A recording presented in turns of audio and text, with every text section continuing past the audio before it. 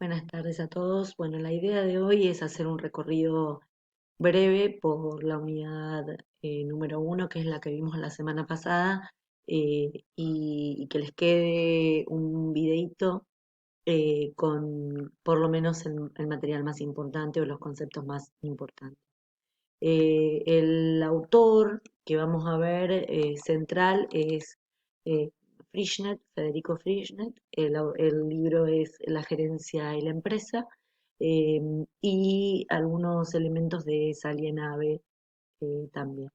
Lo primero que vamos a ver de Frischnet es la filosofía de la organización y su idea de que el contexto está compuesto por tres componentes o elementos que conviven: los agentes con sus ideas fuerza y la energía que esas ideas y convicciones tienen, los recursos que actúan como restricciones y los valores que le otorgan cierta objetividad a esas ideas fuerzas una vez que tienen cierta convivencia eh, y, y- y que logran tener un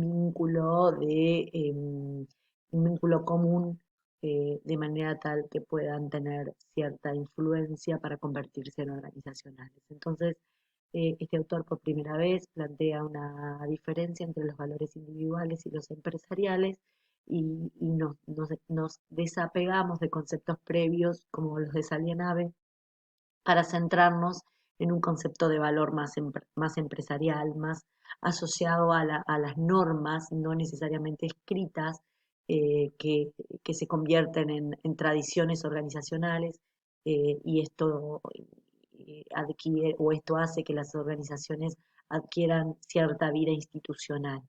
Define el poder como la expectativa de cambio de esa distribución de valores de la que estamos hablando a nivel de organización. Entonces hay una distinción entre los fines individuales, los objetivos y las metas, que todas en alguna medida tienen alguna implicancia individual, y cómo esa fuerza organizacional se va materializando a través de los valores. Toda actividad humana tiene una cierta conducta operativa, es decir, hay un conjunto de acciones de los individuos que son operativos, hay una interacción social y esa interacción social responde también a a la idea de comunidad organizacional y la fuerza que adquiere toda la normativa o todo el proceso administrativo dentro de una organización, que no son más que representaciones simbólicas porque tienen distintos significados. Por supuesto, todas las decisiones organizacionales e individuales están conformando, conviviendo con esa conducta operativa y con esa interacción social. Eh, el autor toma un término que vamos a ver un poco más adelante, que es perdón, de Simon, que es el concepto de racionalidad, y lo vincula directamente con la habilidad de perseguir fines entendidos como individuales y realizar valores, más asociándolos, homologándolos a los objetivos organizacionales.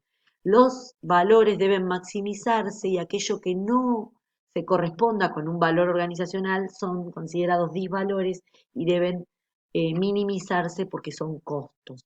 Racionalizar implica el reconocimiento de esas dos existencias, es decir, de la existencia de valores y disvalores, y por supuesto que nos enfrenta a dos dilemas. El primero, la carencia de una única unidad para valorar los fines del individuo. Entonces eh, aparece el concepto de suboptimización y la necesidad de convivir con objetivos múltiples. Y el segundo, la dificultad de asignar objetivos a las organizaciones, ya que estos fines individuales no tienen un comportamiento racional, por lo cual es difícil identificar objetivos organizacionales o valores. Entonces, en general es el empresario o la empresa o los fundadores quienes fijan los primeros objetivos. Este autor retoma el proceso de fijación o formación de objetivos organizacionales y plantea dos grandes procesos. Un primer proceso en un sistema conviviente que es el cooperativo. Esto es también tratado por la teoría del equilibrio organizacional. Entonces, este primer proceso o sistema cooperativo trabaja en un ambiente en donde los individuos reconocen ciertos derechos desde una estructura de poder planteada y por supuesto compiten, pero lo hacen de una manera voluntaria y colaborativa eh, eh, para fijar sus objetivos individuales como organizacionales. Cuando se utiliza esa estructura de poderes donde aparece cierta estabilización de los objetivos y aquel poder relativo que resulta superior es el que logra fijar objetivos organizacionales y ese sistema que inicialmente era cooperativo se convierte en competitivo. Cuando esos objetivos o metas organizacionales están estabilizadas o logran cierta actividad operativa, habiendo sido eh, elegido aquellos fines con mayor poder relativo, se logra un equilibrio que es temporal y ese equilibrio temporal vuelve a romperse cada vez que algún interés individual adquiere peso. Entonces vuelve a un sistema cooperativo en donde pujan los intereses, pero lo hacen de manera asociativa, hasta que nuevamente se decide y empieza la estructura de poder a tener cierto ejercicio y empieza otra vez el sistema competitivo. Entonces, hay una convivencia, un sistema político y una convivencia de este sistema político con el sistema administrativo. Ambos sistemas, el político por un lado y el competitivo por otro, conviven con estas dos estructuras de decisión, las competitivas en el sistema político y la cooperativa o colaborativa en el sistema más administrativo. Siempre que pensemos un sistema político es donde pujamos por los objetivos y en un sistema cooperativo cuando asumimos que un objetivo ha sido fijado y trabajamos todos colaborativamente para que se conduzca el logro hacia el logro de los objetivos organizacionales. Existe cierta coordinación de la actividad operativa a través del proceso mismo administrativo. Estos dos esquemas de decisiones y esquemas o concebidos como sistemas son convivientes. Muchas veces es difícil separar el sistema político del sistema administrativo. Este mismo proceso de fijación de objetivo organizacional o de un grupo de objetivos organizacionales es concebido como complejo y la verdad es que son los fines individuales los que compiten para convertirse en organizacionales. Esos posibles objetivos de la organización pueden trabajarse en un ambiente cooperativo, pero luego a través de la aparición de esas restricciones, limitaciones, que muchas veces tienen que ver con los mismos objetivos individuales, es decir, la competencia en el individuo entre sus propios objetivos, proponen la necesidad de coaliciones para aumentar el poder de influencia dentro de las organizaciones y la verdad es que habrá un mínimo número de objetivos individuales que van a poder trabajar con una maximización de la satisfacción a partir de esas restricciones, sin vulnerar al resto, es decir, cuanto más específicos sean los objetivos, más difícil va a ser competir entre ellos o va a ser la competencia entre ellos. Esto significa que muy pocos objetivos van a poder convivir. Entonces, esta ley de Pareto o el óptimo de Pareto se da a partir de la definición de grandes objetivos que puedan convivir conjuntamente. Por eso es tan difícil esta fijación de objetivos. Los miembros de la organización van a ir pujando con su poder relativo en esa competencia por lograr que sus objetivos se conviertan en organizacionales, hasta que se logre estabilizar o se logre decidir. La racionalidad, por supuesto, es limitada. Este concepto de racionalidad limitada tiene que ver con una falta de conocimiento absoluto por parte de los individuos, una imposibilidad de conocer todas las variables. Eh, Hay objetivos o hay un conjunto de, digamos, de variables que son manejadas por la misma organización a través de su administración, es decir, a través de los procesos administrativos.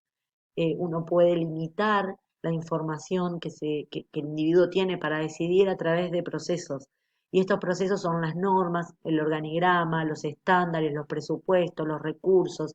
Esas restricciones son institucionalizadas y hacen que las políticas y normas de la organización impidan que el individuo tenga más variables a tener en cuenta al momento de decidir. Entonces hay cierta inercia organizacional que conduce a la racionalidad limitada del individuo, limitada por la propia administración que quita libertad de decidir al individuo.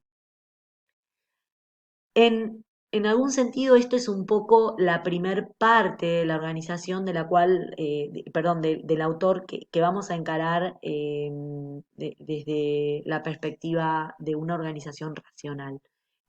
Pero la verdad es que en la organización los objetivos o las metas organizacionales no surgen de un proceso racional de decisión, por lo cual hay un compromiso político que pone a jugar el poder relativo o a jugar o pone en juego el poder relativo que tienen cada uno de los actores al momento de fijar objetivos.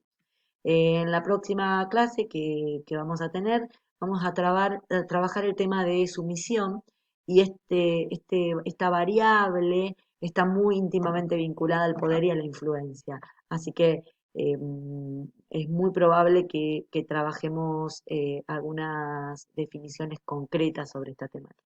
El otro autor que les mencioné es Alienave, y este autor trabaja un concepto específico que es la acción empresarial, entendida como la misión, aquello para lo cual la organización fue creada y tiene de por sí un movimiento, una manera de hacer las cosas. Este concepto es trabajado desde este capítulo, los capítulos 1 y 2 de este autor, y en principio plantea una característica o una necesidad de que la empresa del futuro conviva en una noción económica, en una noción competitiva y una consistencia real entre lo social, político y cultural. ¿Esto qué nos indica? Que toda organización o toda empresa que quiera competir en el futuro va a tener que tener algunas variables asociadas a estas tres cuestiones, lo social, político y cultural, lo competitivo y variables que tienen que ver con la rentabilidad y la economía. Habla de distintos tipos de saberes, de un saber más especialista, en donde es muy reducido el ámbito de aplicación, pero se sabe mucho, es muy profundo el conocimiento, y un saber más asociado a lo general, en donde es muy pequeño el grado de profundidad del conocimiento, pero sí hay una absorción de ese conocimiento y del todo que hace que el conocimiento sea más generalista. En este sentido, este autor plantea el estudio de fenómenos empresariales y trata de anticiparse a esos fenómenos empresariales y asume que para poder comprender este fenómeno, esta interacción con el otro que sucede en la organización, es necesario un proceso intelectual que debe convivir con algunos principios. El primero es el principio de la fragmentación del conocimiento, esto es, el conocimiento es incomprensible en su totalidad y es parcial. El segundo es la isofinalidad, la imposibilidad de comparar un conocimiento con otro. El tercero es el principio de comprensión mínima, en donde el individuo debe llegar a un momento en el que tiene que decidir, entonces se asume un conocimiento suficiente. El cuarto, el principio de contingencia, en donde nos exige cierta flexibilidad ante el cambio. Y el quinto, el principio de niveles de comprensión, entendiendo que hay un nivel práctico, otro técnico y otro conceptual.